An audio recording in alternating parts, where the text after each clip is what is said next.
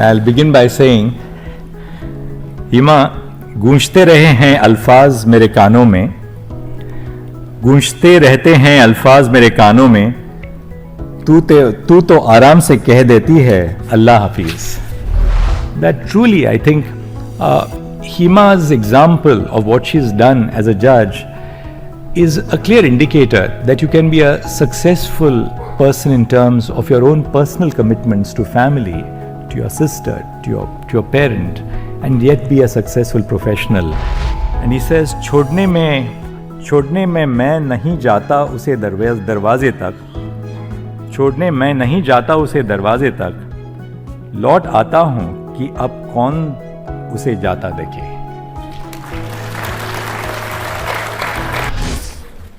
Now I request Honorable Dr. Justice D.Y. Chandrachud, Honorable Chief Justice of India, to kindly give his address on this occasion.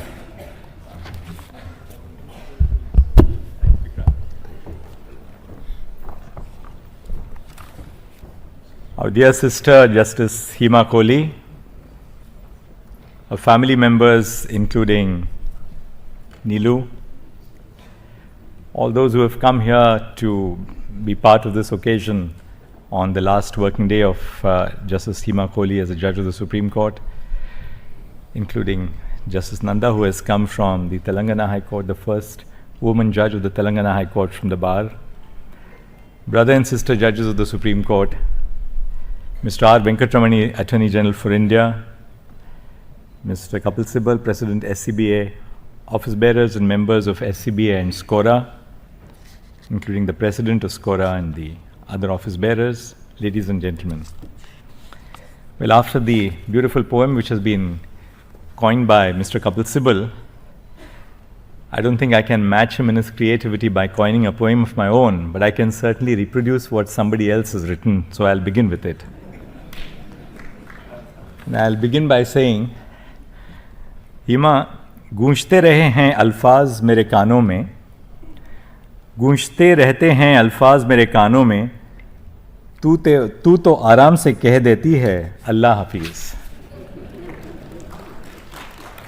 As we gather here this evening to bid farewell to one of our dear and esteemed colleagues and a very dear friend, Justice Hima Kohli, I derive solace from the fact that we may be parting with her company here at the Supreme Court.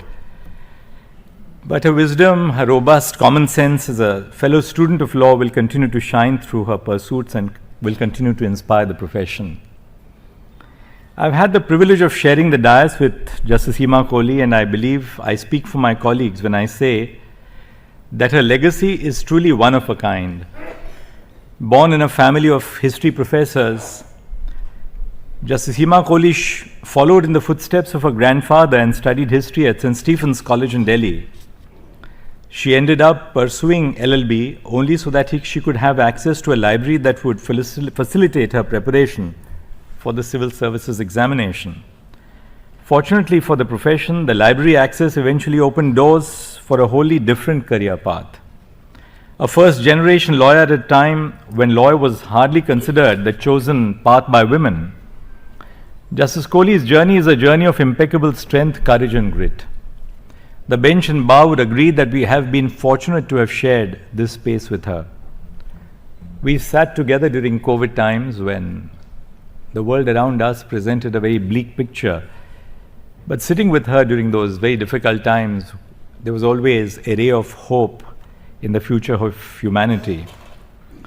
Justice Kohli generously credits the mentorship of some of the finest legal minds for her successes.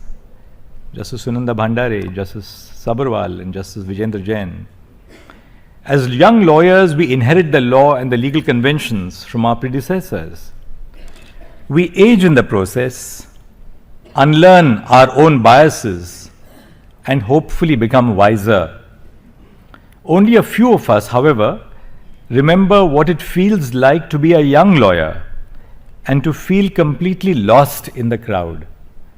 I think Hima has that ability still within her to feel what it feels like to be lost in the crowd. Justice Kohli is among the latter, therefore.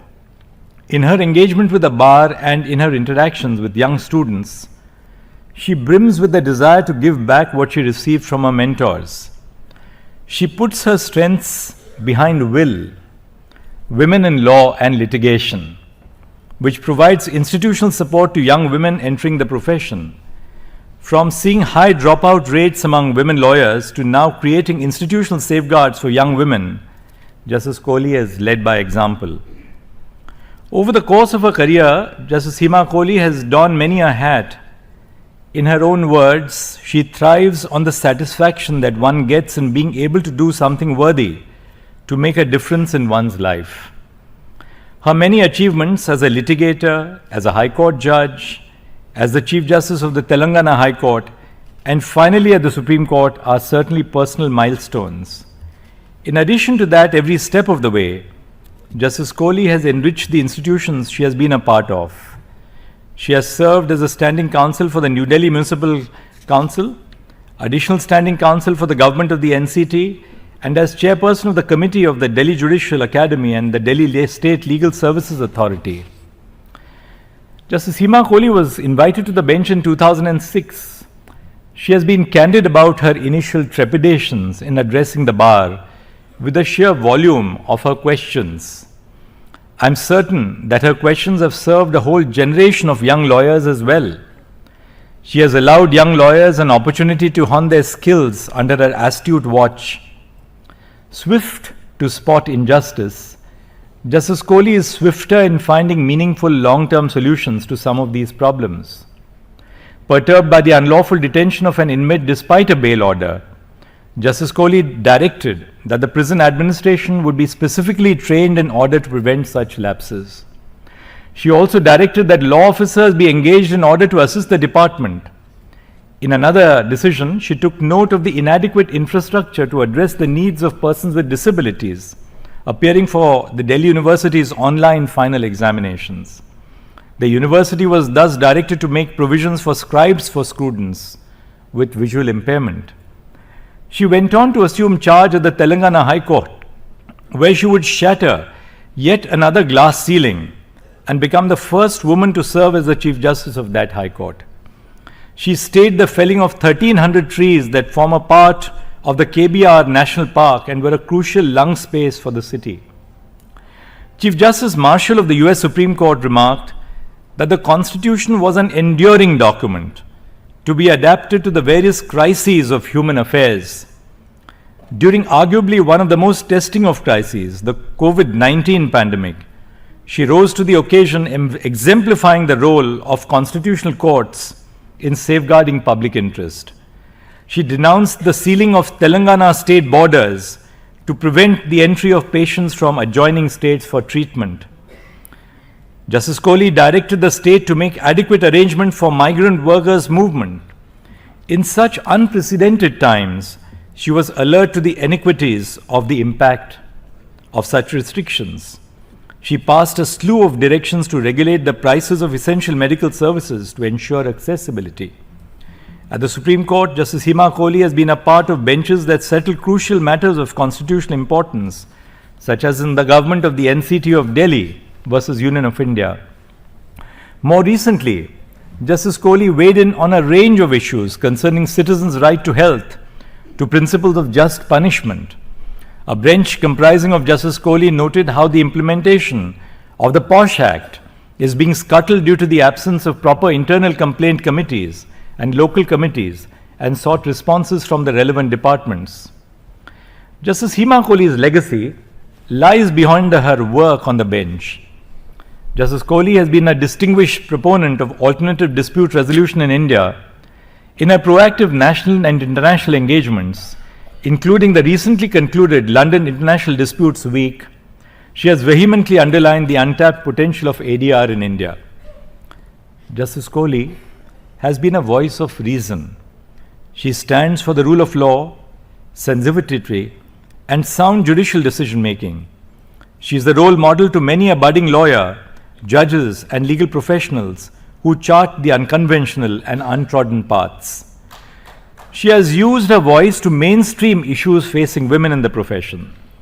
Justice Kohli has underlined that women who enter the profession are not mere subsets, and their issues are broader issues of the profession and of justice. As a chairperson of the Supreme Court's Gender Sensitization and Internal Complaints Committee, she has maintained that gender justice is central to a just society. Above all, Hima has sent, I think, a very crucial message that to succeed as a woman, you do not have to forsake your femininity.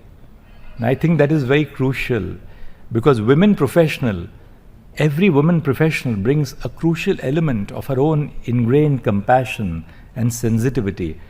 To succeed in our profession, you don't have to behave like a man. You can continue to be a woman and bring the best traits of a woman to the profession. I recently had the pleasure to attend a court complex inauguration ceremony at the Karkaduma Court alongside Justice Hima Kohli, where she remarked about how the dais was so high, she wondered if she was even visible to the audience.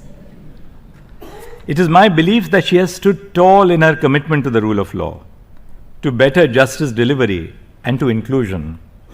I am confident that Justice Kohli is an inspiration to young lawyers and judges across the country who I am confident derive immense strength from her journey. A last word on what the President of the Bar mentioned, the need to have more women in the High Courts, in the Supreme Court. I couldn't disagree with him, or I couldn't agree with him more. But then where do we begin? I think we have to begin with the building blocks of the legal profession. You look at what is happening in the district judiciary today. Just a few days ago, when the Lok Adalat was going on, I had a left flank in my courtroom full of young graduates, they appeared to be. So I said, who are these people? And they said they have all young judicial officers from the Delhi district judiciary. So I invited them for a cup of tea to the lounge after we rose that evening. And I learned that 78 out of 108 recruits to the Delhi district judiciary are women.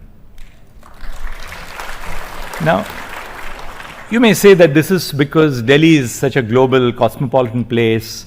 Women like to come here because, you wouldn't be transferred from Baharech to Mirzapur to Sehranpur.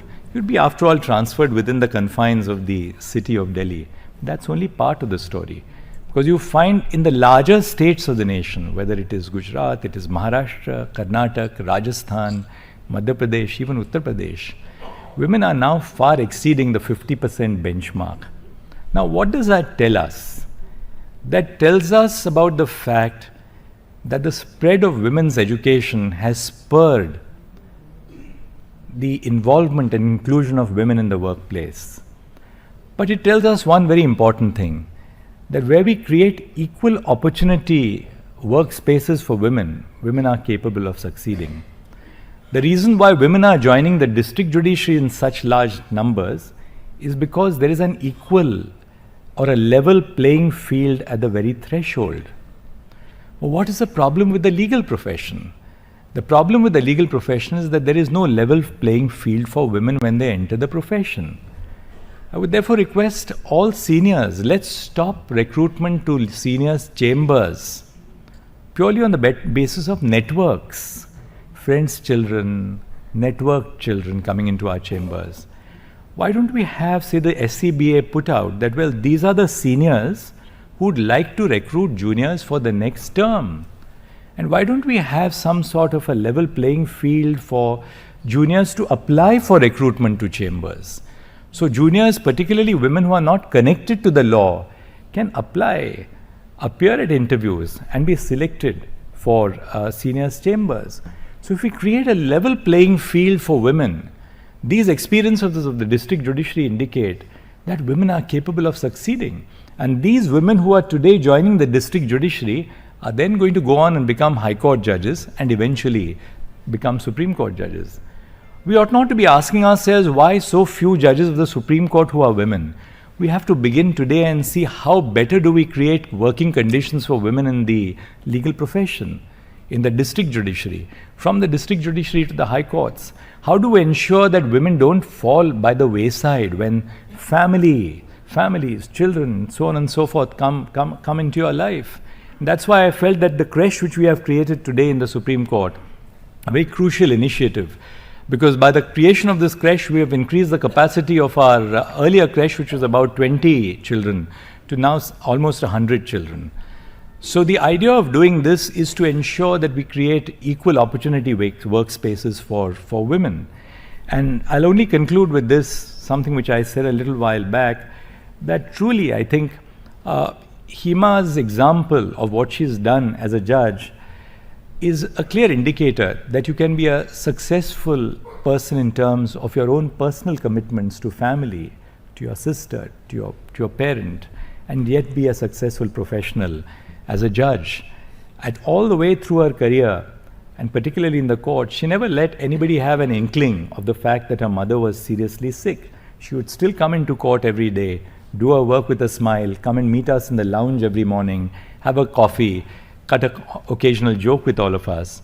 And then, of course, when we sat on the bench together, share what was happening in her own personal life. So then I'll conclude with something that Shehzad Ahmed has said. And he says, छोड़ने में मैं नहीं जाता उसे दरवाजे तक, छोड़ने मैं नहीं जाता उसे दरवाजे तक, लौट आता हूँ कि अब कौन उसे जाता देखे. So I conclude with this note of gratitude to Hima. I believe that you are leaving the path much broader than you found it, and that many of you in the audience will follow in Hima's footsteps. Thank you.